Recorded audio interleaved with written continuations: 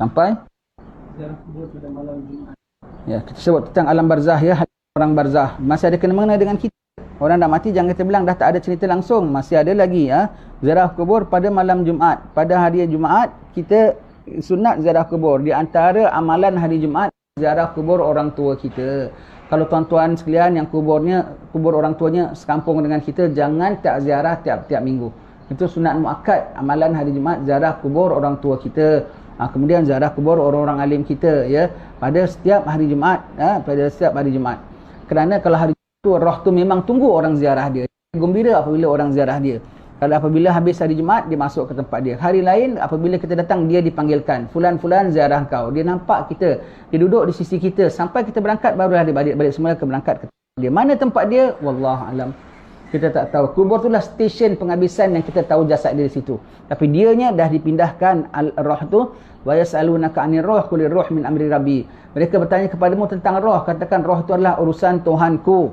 Sebab itu roh dia 40 hari lepas meninggal masih dalam rumahnya. Tetapi dia dalam barzah tak kasih keluar. Tapi dia minta balik. Tapi kok di rumahnya? Tetapi kalau menjelang senja dia berada di penjuru-penjuru rumahnya di tepi langit sana. Allah, dan dia menyeru dengan suara yang begitu sayup. Jadi rohnya kita tak tahu. Perkaranya itu abstrak sekali yang perkara ahli ihwal itu ya. Kita tak tahu roh. Banyak riwayat tentang roh ya. Bentuk roh dibuat daripada apa pun kita tak tahu. Apa Jibril, ini malaikat dibuat daripada apa? Nur, daripada cahaya. Manusia, tanah. Jin, syaitan, api. Roh daripada apa? Tak tahu. Malaikat itu yang dibuat daripada roh tu, malaikat kan makhluk halus. Ada roh. Malaikat apa dicabut rohnya, meninggallah dia. Malaikat Jibril, meninggallah dia. Malaikat Israfil, meninggallah dia. Malaikat Israel yang cabut nyawa. Ya? Jadi, roh tu. Jadi roh. Jadi alam roh. Jadi ziarah kubur. Ya? Ziarah kubur, kita disunatkan pada setiap hari. Kalau tak dapat segala amalan-amalan hari Jumaat, kalau kita tak dapat, kita buat subuh ya. Subuh sebelum terbit matahari, sebelum isyraq ya. Buat masih dapat pahala mengamalkannya pada hari Jumaat. Segala amalan hari Jumaat. Baca Al-Kahfinya lah, selawat 100 kalinya lah. Sebenarnya tak boleh lah sembahyang Jumaatnya pada waktu sembahyang Jumaatnya ya. Segala amalan pada hari Jumaat yang kita tak sempat buat, kita buat pada sampai hari Sabtu pagi sebelum isyraq, masih dapat fadilat macam kita lakukannya pada hari Jumaat ya. Baik.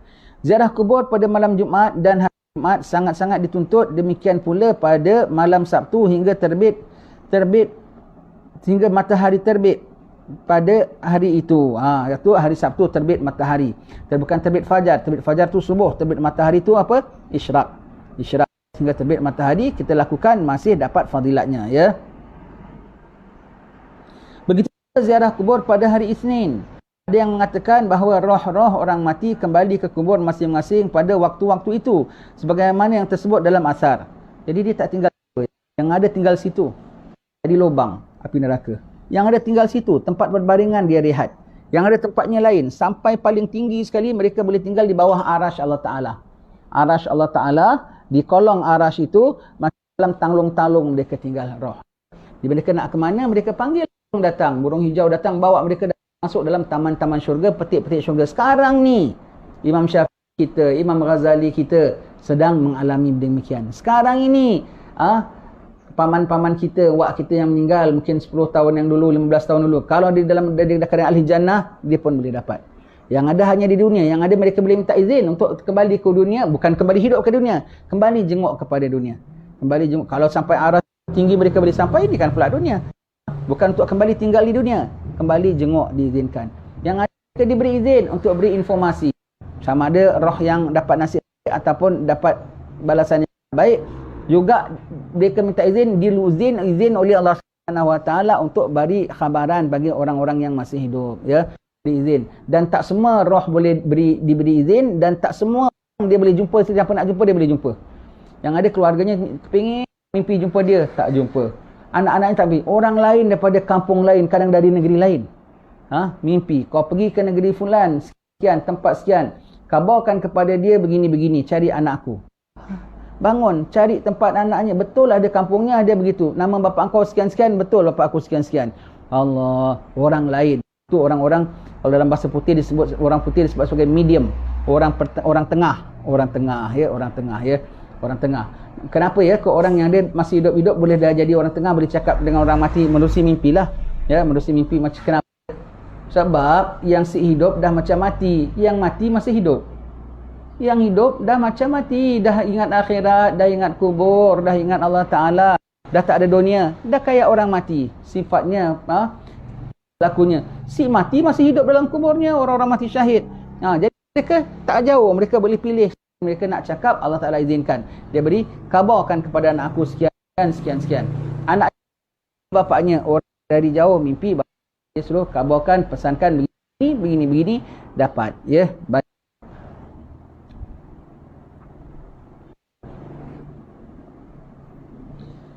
Orang yang menziarahi kubur hendaklah memperbanyak istighfar, doa bagi orang-orang mati dan serta mengucap rahmat atas mereka. Membaca sedikit dari ayat-ayat Al-Quranul Karim lalu menghadiahkan pahalanya kepada orang-orang mati itu. Hendaklah ia insaf dan mengambil tauladan dari ziarah kubur itu dan mengingat bahawasanya ia tidak lama lagi akan menjadi serupa dengan orang-orang berada dalam kubur itu. Betul. Ziarah kubur ya, nak bawa apa? Kadang orang tanya. Bawa bunga makruh tau. Kerana apa? Menghiasi kubur. Bawa dedaunan sunat. Kalau negeri Arab lagi memang kuburnya tak boleh tanam pokok, jangan kuburnya susah nak tanam pokok ya. Bawa daun selasih sampai minggu depan, bawa lagi apa satu ikat daun selasih ditaruh banyak itu. Bukan sekat kita tabur-tabur sikit bunga rampai ya. Atas ada pokok, dia berzikir, kubur tu dapat manfaatnya ya. Jadi bawa daun-daun, khususnya daun selasih sunat atas kubur. Kita pergi makam masjid Imam Bukhari, keliling di negeri Uzbekistan.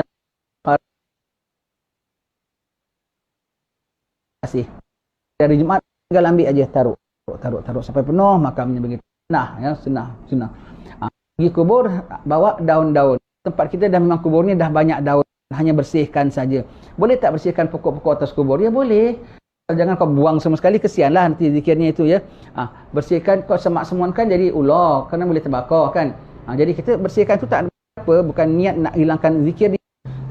Kemudian kita bacakan atas kubur. Bawa air apa hukumnya? Bawa air mawar makruh kerana mewangi-wangikan kubur. Tempat bara makruh. Kita yang tak tinggal tempat bara ya, kat kubur pasang tempat bara ya. Kat kubur pasang tempat bara hukum makruh ya. Jadi bawa air makruh. Bawa air putih biasa, tak satu kendi gini, satu botol. Bawanya bukan satu kendi, bawanya 3 baldi. Bukan waktu ziarah kubur, tapi waktu pembumian mayat. Waktu pengkuburan mayat dah tanam 3 suku, siram biar tanahnya gempi ke bawah. Taruh tanah lagi, siram lagi air. Sampai dah penghabisan, siram lagi setiap 3 baldi mereka kalau bikin ya. Biar sejuk mayat tu di dalam, kerana tanah atas itu sejuk. Biar tanahnya sejuk Dan dia dah meninggal dah tahun, hujan dah berapa kerap punya hujan, dia dah tak payah ya. Yasin, bawa baca Quran, baca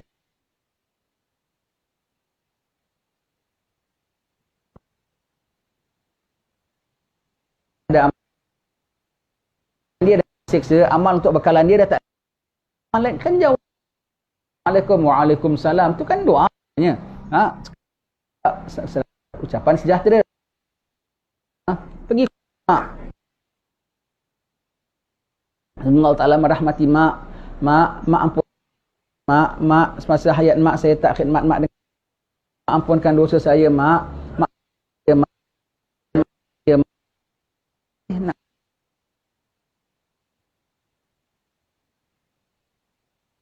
kubur hukumnya makruh.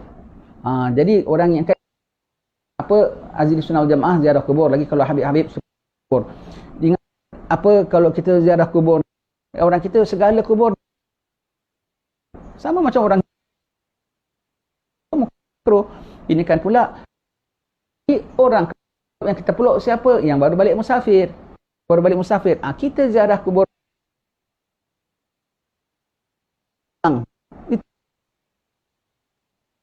mimpi Rasulullah, yang Bilal kau nak tinggalkan kami, dia balik balik semula ke Madinah, atas kubur Nabi, dia peluk, bukan yang dipeluk tanah, yang bukan batu, yang dipeluk yang di dalam kubur. Kerana sudah di dalam kubur, yang terpaling hampir yang dia boleh sentuh ialah itulah kepoknya tu. Yang boleh hampir itulah tanahnya itu, ya. Maka yang dimaksudkan adalah yang di dalam kubur, begitu ya. Semena-mena pergi kubur ya, pegang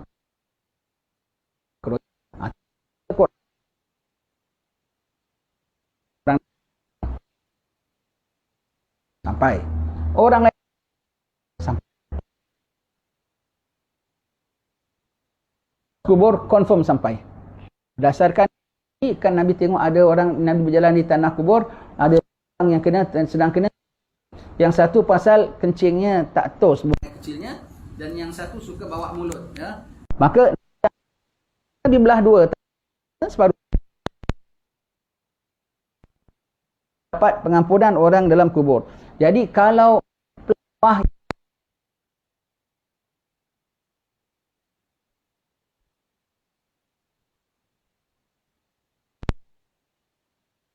tak ada bincang, confirm sampai. Berdalilkan hadis yang itu tadi. Yang pelepah baca zikir pun boleh sampai. Ini kan pula kalau manusia yang baca, ya. Begitu ya. Baca Yasin, baca paling-paling tidak Qul huwallahu ahad 11 kali. Dihadiahkan kepada sekalian ahli kubur dalam tanah itu. Dan kubur kita dapat pahala sejumlah ahli kubur yang ada dalam tanah kubur itu. Qul huwallahu ahad 11 kali.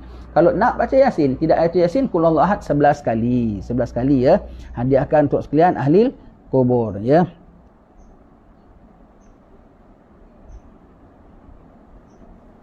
Dan insaf ya. Ini ibadat renung ya. Satu ketika ziarah kubur, satu lagi ketika kafan mayat. Kan ketika kafan mayat, ketika Pak Bilal setengah kafankan mayat semua tu, ibadatnya ibadat apa? Kalau nak zikir pun pelan-pelan, bukan kuat-kuat. Dia biasa kita dengar setengah tempat ya. Kalau tengah kafankan mayat kok Pak Bilalnya, tuan-tuan, sambil kita menyelenggarakan mayat ni, mari kita zikir. Subhanallah walhamdulillah. Itu ketika itu berdosa tu tidaklah. Berdosa tidak, cuma bukan pada tempatnya. Pada tempatnya ketika itu ibadatnya ibadat renung. Tengok kawan kita dikafan, tengok kawan kita dipakaikan pacai, tengok matanya dicelakkan. Allah, tengok rumahnya begini besar dan dia akan meninggalkan hanya berapa detik saja lagi, tak masuk lagi. Tengok dia dah dulu gagahnya macam mana, sekarang dah tak bergerak. Tengok dia ketika mayat turun di kubur pun begitu. Tengok, renung. Nak baca pun pelan-pelan, baca masing-masing pelan-pelan, pelan-pelan, tengok, renung. Begitu kalau kita ziarah kubur. Tengok nisan-nisan sebelah-sebelahnya, tengok. Ada satu orang pergi ziarah negeri Baghdad. Maka sahabatnya tu ajak ziarah kampung macam kita lah ni, taman sekian gini ya. Kau tengok, ni rumah sekian ni. Ini rumah siapa? Kau tahu tak? Syekh Fulan almarhum. Ya, ni rumah dia. Oh, cantiknya, besarnya. Jalan lagi. Ini rumah siapa? Rumah Syekh Fulan. Oh, bukan main hebatnya. Rumah orang-orang Fulan. Dah habis jalan, mari kita pergi taman lagi satu. Taman apa? Taman kuburan. Rumah pertama yang kau tengok tadi, ini tuan dia. Rumah kedua, ini tuan dia. Rumah ni, Allah, kecut terus. Tadi tengok rumahnya besar. Wah. Tengok dah dalam kuburnya. Wah, Allah, dah jadi masuk apa? Dah jadi ahli kubur. Jadi insaf. Kita pergi kubur, jangan tengok kubur orang. Wah, cantik ya kepoknya ya. Nanti abang aku punya aku nak bikin gini. Wah, cantik ya nisannya ya. Nanti aku nak maknya punya aku nak ganti, kasih nisan ukir yang kayak gini. Sikit tak manfaat bagi orang kubur tu. Kau bikin macam mana sekalipun, kau pasangkan berlian sekalipun ya, bernisankan mutiara sekalipun, sedikit tak manfaat bagi diri dia. Sedikit nanti orang bilang nanti rohnya tengok dan kubur sebelah, kubur aku kok tak cantik. Kau ingat dia masih macam dunia. Kalau masih macam dunia, bolehlah tengok rumah bapak kok tak cantik. Kau catkanlah rumah bapak, gantikanlah tiang yang baru ke apa. Dunia, dia dalam alam barzah lain langsung. Kau bikinlah macam mana punya indah. Pasang, kalau kita sini bilang kepok ya. Kalau orang Sengawa panggil dapur-dapur. Ataupun setengah orang panggil kijing. Kau pasanglah kijing-kijing ke, kepok ke, dapur-dapur ke, yang macam mana cantik pada emas, bertatah mutiara dan permata sekalipun. Sedikit tak manfaat bagi orang-orang yang sudah di dalam kubur itu ya. Jadi kita pergi kubur, kita renung, tengok sekitarannya, senyap sunyi. Semua ada orang dalamnya tu. Semua ada orangnya, semua pernah pergi pasar. Semua pernah makan, semua pernah tengok TV dengan keluarganya, semua pernah ada guyon-guyon dengan anaknya. Semua sendirian di tempatnya sekarang. Allah. Tak lama giliran siapa? Giliran kita pulanya ya. Baik Allah, ya Allah berkati hidup kami sampai mati kami. Tinggal berapa hari saja hidup kami dunia, ya Allah, pelihara kami dalam ketenangan, pelihara kami dalam kelapangan, jauhkan kami daripada sembarang gangguan, jauhkan kami daripada kekeliruan, sampai hari mati kami dapat menghadap padamu, ya Allah, dalam keadaan Kau redha, mati dalam husnul khatimah. Dan izinkanlah kami berehat sudah mati kami, ya Allah. Kami mohon padamu, ya Allah, jadikanlah mati kami kerehatan kami dari dunia yang penuh pancaroba ini. Dan janganlah jadikan kematian kami sebagai satu penyesalan bagi diri kami, ya Karim. Dan jadikanlah sakit-baki usia hidup kami ini sebagai pencukup bekalan untuk sesudah mati kami, ya Karim. Hanya berapa hari sajalah kami hidup dunia ini, ya Allah. Berikan kami sabar dan tabah menghadapi segala ujian-Mu, ya Allah. Kami mohon padamu, ya Allah. Kami mohon rahmat-Mu, ya Karim. Wa sallallahu ala sayyidina Muhammadin wa ala alihi wasallam. Alhamdulillah rabbil alamin. Apabila ia tiba di hadapan kubur kedua ibu bapanya itu, atau kaum kerabatnya, ataupun orang-orang yang berhak atas dirinya, hendaklah ia bertentang di sisi kubur-kubur mereka. Lalu membanyakkan dari istighfar dan doa untuk mereka. Kerana mereka akan merasa senang dan gembira ketika itu. Masya Allah. Ingat dia, kalau pergi kubur, duduk mana? Duduk belakangkan kiblat, menghadapkan dia. Kubur siapa sekalipun. Kubur siapa sekalipun, ya. Kenapa? Semua mayat menghadap kiblat, betul tak? Semua mayat menghadap kiblat. Jadi kan kerana kita nak menghadap kiblat, kita belakang dia. Kalau kau ziarah pergi hospital, mak kau baring kat katil, kau belakang dia tak? Pasal saya nak menghadap kiblat, mak. Kan kau menghadap dia. Perlakukan orang mayat dalam kubur macam mana kau perlakukan orang sakit atas katil hospital. Ya? Maka dia tengah menghadap kiblat. Mukanya menghadap kiblat. Kita menghadap muka dia. Duduk menghadap muka dia. Kalau pergi ramai-ramai, maka pak imamnya ke, pak ustaznya ke, abang longnya ke, yang duduk kat situ. Tu kasih dia penghormatan. Duduk depan betul-betul menghadap mayat itu. Membelakangkan kiblat. Belakangkan kiblat dia. Khususnya kubur Nabi sallallahu alaihi wasallam nak menghadap kiblat dengan kiblat. Atas mimbar tu saja khatib. Siapa lagi mulia? Khatib ke kita? Ya, khatib lagi mulia, pak imam tu lagi mulia. Tapi dia menghadap kiblat ke belakangkan kiblat? Dia belakangkan kiblat pasal dia meraihkan kita. Begitu. Kiblat sembahyang, Kaabah Baitullah, kiblat yang lain-lainnya. Kalau kita nak tengok apa yang patut, memang kita tak ada kerja, nak wirid dan zikir, cari kiblat, kita duduk. Itu lagi afdal. Kalau ada kita sedang bicara dengan orang ni semua, ni sekarang saya nak ngadap kiblat. Kuliah saya ngadap kiblat, tuan-tuan pun semua ngadap kiblat, semua belakang, tengok belakang saya, kan tak begitu namanya, ya.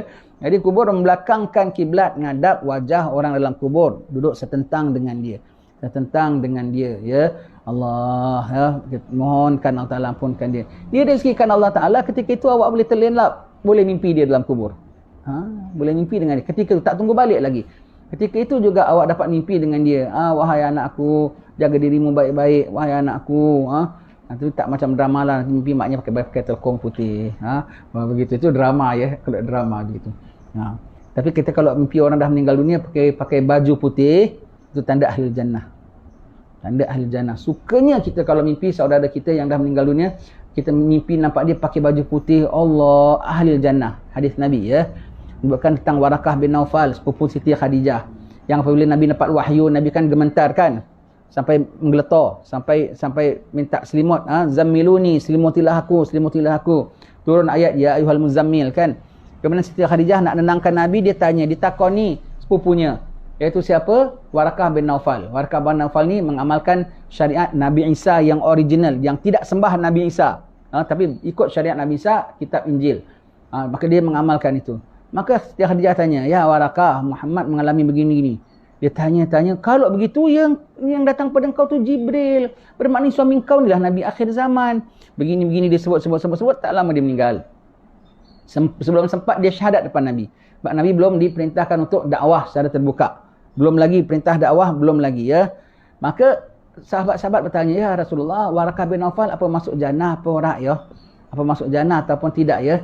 Maka Nabi bilang, aku mimpi berjumpa dia pakai baju putih. Kalau bukan ahli jannah, dah tentu baju lain. Jadi kalau mimpi orang pakai baju putih, selamatlah tu maknanya.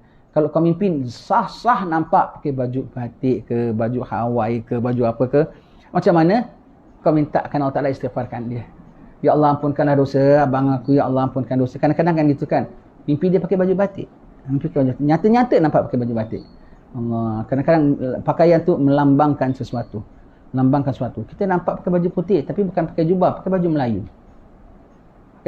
Pakai tanjak. Bermakna dia masuk syurga. sebagai dalam jalan Melayu. Bukan jalan ustaz, bukan jalan pakai jubah lah. Pakai jalan Melayu. Kenapa khidmat dengan bangsa Melayu? Khidmat dengan orang-orang, tuan-tuan guru Melayu, pondok-pondok Melayu, umpamanya. Kan amal juga tu namanya. Amal bakti juga, ya. Kau mimpi pakai baju putih, pakai baju tukang masak. Maksud dia masuk surga dengan jalan. Sebagai kerana khidmat dia masak-masak pada surau, pada acara-acara. Kau mimpi dia pakai baju putih, pegang sapu emas. Mahal ni nak masuk syurga kerana dia punya khidmat sapu masjid, sapu surau itu. Tapi kat sana tukar. Itu semua lambang tau. Lambang ya. Lambang orang yang faham tak faham sajalah ya. Lambang. Yang ada cakap, aku begini, aku begini. Apa khabar engkau? Aku begini. Yang ada minta rayu. Ada minta rayu ya. Allah, kesian tak kalau yang minta rayu. Kesian. Kesian sekali ya. Baik. Duduk di sisi mereka, baca doa ya. Istighfar untuk mereka. Gembira sekali ya. Yang kita dah baca dalam bab-bab yang lain, ada satu orang masuk kubur, orang saudaranya mimpi tanya dia, apa khabar engkau, macam mana? Dia bilang, aku masuk, aku kena siksa kubur. Tetapi ada orang sebut Allah yarham fulan, almarhum fulan, iaitu dirahmati. Orang dah sebut dia sebagai yang dirahmati, terus ketika itu juga azab kubur diangkat, sampai hari ini aku tak kena siksa. Allah, sebab itu ketika orang sebut, arwah Abang Mat, jangan arwah, almarhum Abang Mat, Allah yarham Abang Mat. Boleh begitu ya. Almarhumah mak kita sebut gitu ya. Dia terus dapat rahmatnya dia. Dia dapat rahmat dia. Kita sebutkan dia begitu terus. Jangan ada orang mati. Macam mana kau mengalami kematian? Aku kena siksa. Masuk kubur aja kena siksa. Tetapi dia meninggal di Mesir. Dia meninggal di Mesir, kubur dia tu di sisi makam Imam Syafi'i. Ini kubah Imam Syafi'i, makam-makam kan ada kubah ya. Ada kubah, ya boleh. Makam ada kubah semua boleh, macam makam Nabi. Kenapa tak boleh? Awal mula dikebumikan dalam bangunan siapa? Rasulullah. Kan dalam rumah Aisyah. Kan rumah tu namanya rumah, lagi sebut dalam rumah Aisyah. Dalam rumah Aisyah. Dalam rumah. Dan atap, ya tak kisah nak rata ke, nak kubah ke, nak bumbung ke, nak apa ke, ya boleh. Jadi yang kita punya maksud bukan si kubur tu. Yang mendatang biar tak kena panas. Ya? Kalau tanah dia sendiri nak bikin apa pun boleh. Ya? Begitu ya. Jadi makam Imam Syafi'i ada besar, ada kubahnya, saya dah pergi. Atas kubahnya ada sampan. Ada sampan. Lambangnya lah tu ya. Hiasnya tu ke apa, tak tahu apa maknanya. Dia bilang, kubur aku ditanam ketika aku di sini. Apabila matahari naik menyingsing, maka daripada makam Imam Syafi'i punya kubah ni, bayang-bayangnya, bayang dia kena kubur aku aja, terus kubur aku diangkat siksanya. Lantaran syafaat Imam Syafi'i. Sebab itu tanam kubur dekat orang-orang salih ni berkat. Kiai-kiai ke apa semua berkat sekali ya. Berkatnya. Jadi apabila naik fajar naik menyingsing, matahari naik, bayang-bayang pada kubah tu manjang, kena makam aku saja, kubur aku saja, terus azabnya diangkat. Itu kita dah dapat syafaat di bawah naungan Imam Syafi'i. Allah, semua begitu ya. Kau tak percaya, kau kubur, kau tanam, kau tak nak percaya sangat, kau paksa diri kau tanam sebelah kubur. Siapa kaki mabuk ke kaki kau tengok. Bayang dia kena kubur kau, apa kau dapat. Kalau kau sakingkan ngada-ngadanya lah, tak ada berkat, suka tingkau. Kau tanamlah sebelah kubur siapa, keling ke, kubur orang mabuk ke, kubur orang perompak ke, kau tanam, kau tengok nanti apa nasib kau. Kau tengok ya. Itu orang cari kubur orang-orang saleh, kubur orang berkat ya. Jadi dapat rahmat ya. Baik. Apabila tiba di hadapan kubur orang kedua ibu bapanya atau kaum kerabatnya atau orang-orang yang berhak atas dirinya, hendaklah ia bertenang di sisi kubur mereka. Orang berhak di sisinya siapa? Orang yang dia ada hutang dia belum bayar, berhak. Orang yang dia pernah umpat, orang yang pernah disakiti hatinya. Semua tu orang berhak atas kita tu. Baik kau ziarah kubur dia, kau minta ampun, kau bacakan Fatihah apa-apa, biar kat akhirat dia sejuk sikit, dia tak cas kau banyak sangat. Kau dia cas pun separuh lah, pasal kau dah bayar dengan bacaan-bacaan pada dunia, ya, kau dah mintakan dia, ya. Lalu bertenang di sisi kubur-kubur mereka, lalu memperbanyak dari istighfar dan doa untuk mereka, kerana mereka akan merasa senang dan gembira ketika itu. Demikian pula jika ia menziarahi kubur para salihin, lalu ia memperbanyakkan doa di situ. Sebab ada di antaranya Allah Ta'ala akan mengkabulkan doa di situ. Ini telah nyata dan mujarab. Penduduk Baghdad, Iraq sampai menamakan kubur Sayyid Imam Musa Al-Kazim, iaitu putera daripada Imam Sayyidina Ja'far Sadiq As-Saqaf sebagai Tiryaqul Mujarrab, penawar yang mujarab. Kalau kitab penawar hati kita tu namanya Tiryaqul Qulub, penawar hati. Ini Tiryaqul Mujarrab. Kenapa kau pergi sisi kubur? Kenapa ya kau doa sisi kubur? Bukan minta sama orang kubur tu lah. Tempat kan ada berkat. Tempat yang nama barakah tu, tempat kabul doa, ada pada hari, ada pada insan, ada pada tempat. Pada hari Jumaat, bulan Ramadan, hari Arafah, betul tak? Pada waktulah, penghujung malam. Kemudian pada orang di sisi orang-orang saleh, di sisi orang saleh, pada tempat di masjid, di Kaabah. Kalau di sisi makam tu dua, di sisi tempat dan di sisi orang. Maka berdoa. Sebab apa? Atasnya tu nisan saja, kepoknya saja. Tapi di bawahnya tu ialah taman syurga. Taman syurga itu dibuat oleh siapa? Rasulullah. Malam nisfu Sya'ban, Nabi keluar daripada rumah Siti Aisyah, pergi ke kubur Baqi'. Siti Aisyah ngendap dari belakang. Nabi doa lama. Nabi berdoa di sisi ahli kubur dan Nabi doakan juga ahli kubur. Doa kabul. Siapa lagi yang doa di sisi orang saleh? Nabi Zakaria. Kahwin lama tak ada anak. Dia yang asuh Siti Maryam. Siti Maryam tu ponaan isterinya. Ya. Mak Siti Maryam dengan isteri Nabi Zakaria adik-beradik. Jadi Siti Maryam dengan Nabi Yahya sepupu ya.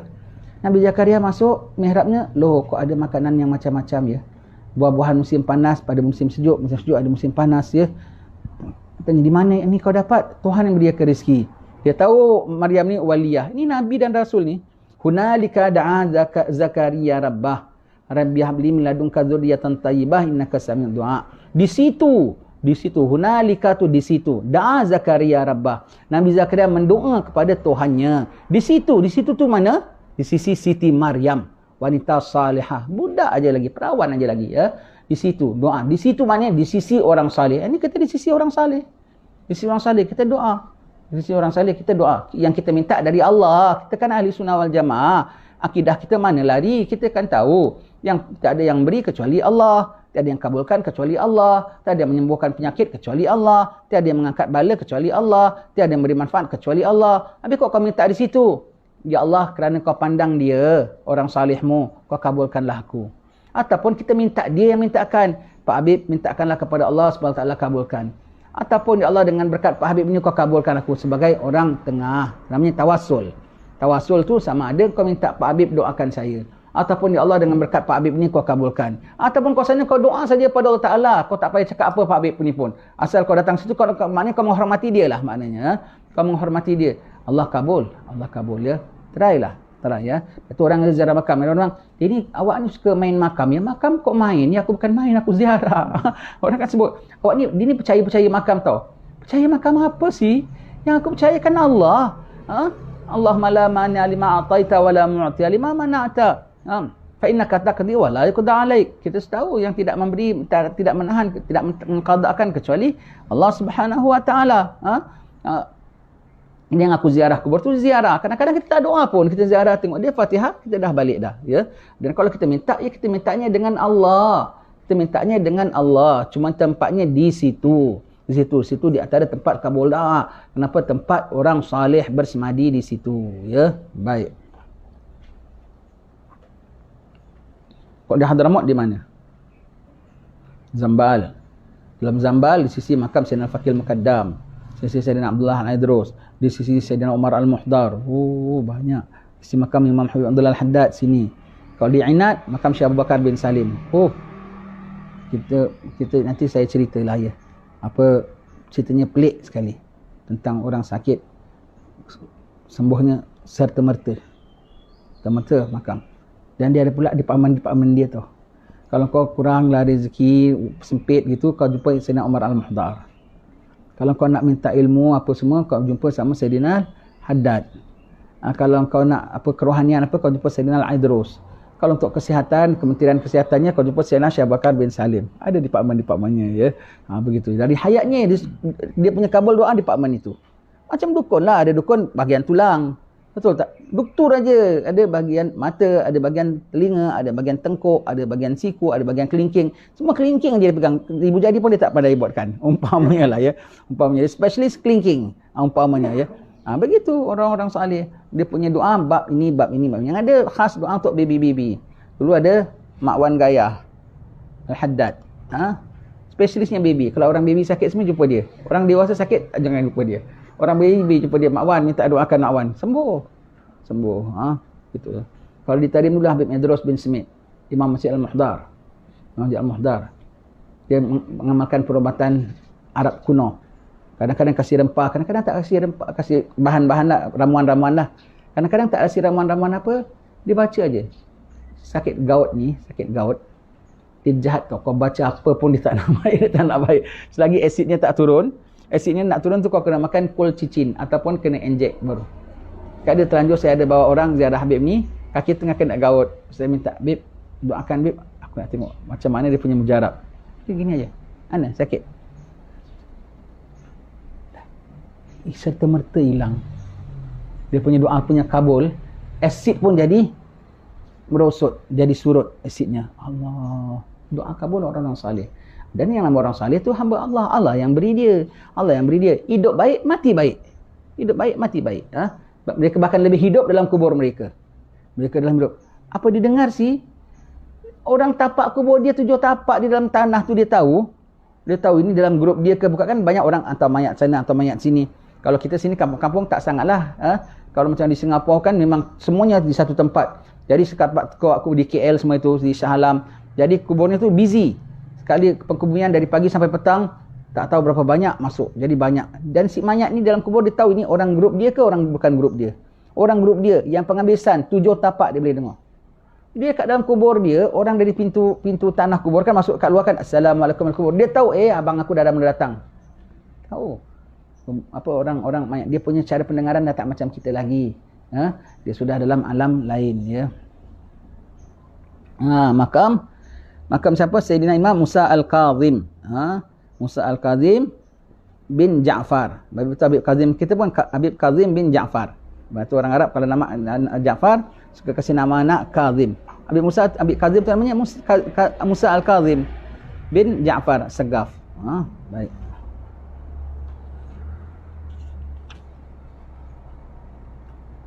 Dan urusan-urusannya tercapai dengan kehendak Allah Ta'ala. Jangan lupa di situ kan ada kehendak Allah Ta'ala. Jangan kau ingatkan apa? Ingatkan, oh syirik doa dengan kubur. Aku bukan doa dengan kubur lah. Aku doa dengan Allah yang... Habis kenapa di kubur? Aku tanya kau, habis kenapa kau doa kat dalam masjid? Habis kenapa kau doa kat... Kenapa kau doa apa? Itu kat tepi hospital. Mak kau sakit. Ya tidak? Pasal tempat-tempat yang Allah Ta'ala suka perbuatan kita ketika itu. Kerana kita muliakan orang yang dimuliakan olehnya. Demikian pula doa dan permintaan di sisi kubur Ma'ruf Al-Qarqi yang bertempat di Baghdad juga. Subhanallah. Ma'ruf Al-Qarqi. Ya. Ma'ruf Al-Qarqi ni siapa? Ma'ruf Al-Qarqi. Yod kita. Moyang kita. Kalau tengok kita kan ada dua untayan. Kalau untayan nasab kita... Jawa bin Jawa bin Jawa bin Jawa bin Jawa, atas ni semua Jawa belaka. Kalau bin sanad kita bin kiai kita, kita di bawah, kita murid kepada kiai kita, murid kepada kiai dia, murid kepada tuan guru, tuan syekh yang di Mekah, kalau dia menaung di Mekah, murid kepada fulan sampai kepada Imam Syafi'i, sampai kepada Imam Ghazali, sampai kepada Imam Abu Hasan Al-Asy'ari, semua tu bab akidah, bab apa semua. Imam Ma'ruf Al-Qarqi ni adalah yod kita dari sudut sanad ilmunya. Dalam sanad Ba'alawi, Ma'ruf Al-Qarqi atasnya tu ada wali besar. Doa di situ kabul. Kalau di Singapura di mana? Makam Habib Noh Singapura. Makam Habib Noh Singapura. Kabul doa. Macam-macam orang doa situ. Sekali lagi kita bilang, yang kabulkan doa Allah, yang beri Allah. Maka janganlah kita menyalah sangka bagi orang yang pergi kubur itu dengan tuduhan-tuduhan yang tak sepatutnya. Kau bilang dia syirik lah, kau puja kubur lah. Tak sepatutnya. Kau pergi pun tidak. Kata kau nampak dia pergi kubur. Kata kau bilang dia puja kubur semua kubur. Tak bagus punya. Itu namanya tuduh tu. Tuduh. Tanpa kau pergi, kata kau tuduh macam-macam. Tak betul tu namanya. Ada seorang dari keturunan Sayyid kaum Ba'alawi pernah duduk terus-menerus di sisi kubur Sayyidina Faqih Al-Muqaddam. Sedang terik panas matahari membakar kulitnya. Hingga pakaiannya basah oleh terlalu banyak keluar peluh. Akan tetapi ia tetap juga di tempatnya sedang asyik dengan doa dan bacanya. Cerita ini dinukil daripada Syekh Abdullah bin Alwi dan lain lagi. Syekh Abdullah bin Alwi ya. Begitu. Jadi dia punya apa fakil mukaddam. Orang duduk. Tapi kalau kita bilang tadi kan, kalau nak ada kesempatan wang jumpa Sayyidina Umar Al-Muhdar. Kalau nakkan ilmu jumpa siapa Imam Al-Haddad. Situ station-stationnya. Kalau Sayyidina fakil mukaddam general. Ataupun baik kau jangan minta. Tak layan. Dia suruh apa? Redha dan terima. Tinggi. Redha. Sakit pun jangan minta sembuh. Miskin pun jangan minta kaya. Apa pun sabar dan terima. Sabar dan terima. Sabar dan terima. Sahaja. Dah. Kesini pakai makadam kau minta. Biasanya tak. Tapi apa katanya dia wali besar. Kau tak dapat. Tapi kau dapat apa? Kau dapat lebih tinggi daripada apa yang kau nak. Kau dapat redha, kau dapat sabar, kau dapat tawakal, kau dapat syukur, kau dapat bicara dengan Allah. Benda yang kau dah nak tu disimpan kat yaumil akhir. Gitu ya. Waalaikumsalam warahmatullahi. Haram mengusap kubur dan mengelilinginya. Tengok kan kok pembohong ya. Kok orang bilang ya pahaman kita ni tawaf kubur. Kau tengok. Kalau keliling setakat duduk ramai-ramai macam gini, ni kubur, kita datang baca Yasin duduk keliling, itu keliling itu bukan aku tawaf kubur. Yang tawaf kubur tu macam tawaf. Tengok ni pahaman imam kita ni, Imam Habib Abdullah Al-Haddad ya. Yang kau bilang geng-geng kita ni kadang-kadang orang kalau sebut apa grup kita ziarah kubur ni sebab apa tahu? Kuburiun.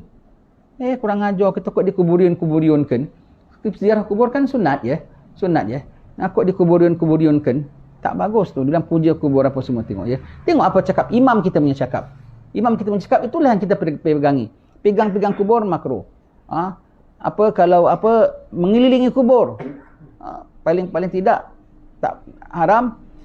Kalau sampai menjadikan ibadat begitu sebagai satu ibadat, itu namanya ibadat yang tidak masyru', yang tidak disyariatkan. Ibadat fasid, ibadat rosak ya. Tengok ya. Jadi ternafilah tuduhan mereka yang mengatakan bahawasanya golongan pada Habib-Habib ni sembah kubur, tawaf kubur. Kau tengok apa cakap Imam Haddad. Menyapu tangan ke kubur, menciumnya adalah makruh. Dan lebih makruh lagi ialah mengelilinginya. Ada yang mengatakan jika tidak makruh berdiri, jika tidak mungkin berdiri setentang dengan wajah si mayat, maka berdiri di hujung kepalanya lebih utama. Kalau tak dapat diri kat sini, ada pokok ke dekat dengan kepuk orang lain ke, tak boleh duduk kat bahagian kepalanya. Di bahagian kepalanya terlebih utama ya. Terlebih utama bukan di bahagian kakinya ya. Jadi kita selalu yang ziarah makam Habib Ali tu kita duduk kat kakinya tah. Duduk kat kakinya. Nak tengok mukanya macam mana? Tak boleh kan sebab ada makam mertuanya, makam anaknya. Bahagian kepalanya rasa kita duduk disediakan bangku dekat kakinya. Sayuginya di kepalanya. Sayuginya di kepalanya ya.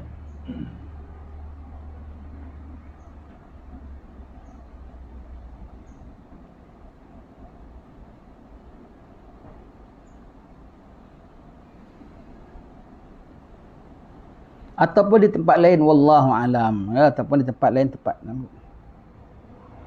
Tapi ingat ya, kalau pergi kubur jangan duduk atas kepuk orang lain, haram. Itu haram duduk atas kepuk orang lain sebelah. Kita nak baca Yasin atas kubur bapak kita duduk atas kepuk orang sebelah. Tak boleh, itu kita dah duduk atas kubur tu. Dah kita duduk atas kubur, tak boleh duduk atas kubur, haram hukumnya. Kencing di tanah kubur makruh. Kencing atas kubur haram. Tak menghormati mayat ya, tak menghormati mayat. Kecuali orang ahli bid'ah. Orang ahli bid'ah ataupun orang yang bukan tak apa. Harus, itu pun tak ada sunat. Harus kencingilah suka hati. Apa? Kadang dia orang ahli bid'ah. Orang ahli bid'ah yang bikin kecoh dalam agama ya. Begitu ahli bid'ah. Dikencingi itu semua begitu ya. Dedahan amalan orang hidup kepada orang mati. Jadi orang-orang hidup punya amalan dia bentangkan kepada orang mati. Dibawa khabar tau. Kalau bapak kita, mak kita dikasih khabar, anak engkau petang ni baca kitab Sabilal Idhkar Imam Haddad, sukanya dia, anakku dapat pahala. Dan kalau mak bapak kita tanpa kita sebut, ya Allah pahala kuliah aku ni hadiah pada mak, kita tak sebut pun dia dapat persennya. Sebab kita ni darah daging dia. Kalau kita buat, apa lagi kata bilang, aku hadiahkan pahala, ya lagi sampai. Kalau kita buat dosa, dia tak sampai pada dia. Kecuali dia yang ajar. Joget nak ya, asal hari Khamis petang kau joget je biar lincah sedikit. Buka lagunya kadang lagu rock, kadang lagu lagu agogo, Jangan tak joget nak ya. Auratnya tu bukakan sikit kalau joget. Jangan pakai tudung. Umpamanya lah ya. Dia yang ajar. Anak je betul buat, dia dapat dosanya. Macam kita ajar orang buat yang bukan-bukanlah. Mari, bapa ajar kau main judi. Umpamanya lah ya. Kalau anaknya main, bapaknya dapat dosa ya. Tapi kalau bapaknya tak pernah ajar, dia pandai-pandai bikin sendiri. Contohnya, kita tengok internet. Gambar-gambar haram. Bapak kita ajar tak? Kan tidak kan? Itu dosanya bapak kita tak dapat. Bapak kita tak dapat. Kecuali ada hubung kaitnya. Bapak kita memang biarkan, dulu zaman dulu tak ada internet, dia biarkan kita tengok gambar-gambar haram. Dia tahu. Tu dia ada kesannya. Tapi kalau amalan, walau bukan dia yang mengajar sekalipun, apa lagi dia yang mengajar, kita sembahyang dan wuduk, kita buat dapat pahala. Yang dia tak mengajar sekalipun, kita amalkan, dia dapat pahalanya.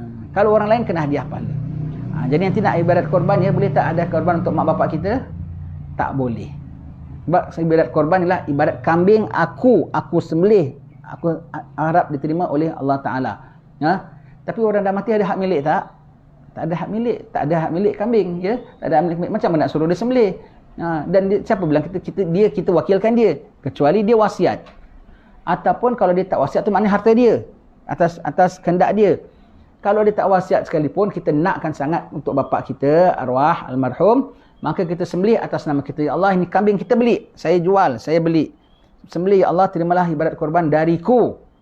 Haiwan tu dah mati, ya Allah, pahalanya aku hadiahkan untuk almarhum bapa aku. Hadiah pahala boleh, hadiah kambing tak boleh. Begitu ya. InsyaAllah akan kita sambung bacaan pada pertemuan akan datang ya. Jadi dedahan amalan kepada orang-orang mati ya. Didedahkan ya kepada orang mati. Sedih tau, anak kau tengah joget agogo. Joget agogo, kau tak pernah ajar pun dia joget agogo. Kau tengok joget agogo. Kau tak pernah ajar, tapi kau tak suruh dia benda haram. Kau kena juga. Allah. Gitu ya. Dengan agogo dengan kawan-kawannya, laki-laki perempuan campur. Allah. Ada arak lagi situ. Allah. Dalam kelab lagi. Ya Allah. Menangis mak bapaknya dalam kubur. Na'udzubillah min dzalik. Wallahu a'lam bissawab. Alhamdulillah rabbil alamin. Assalamualaikum warahmatullahi wabarakatuh.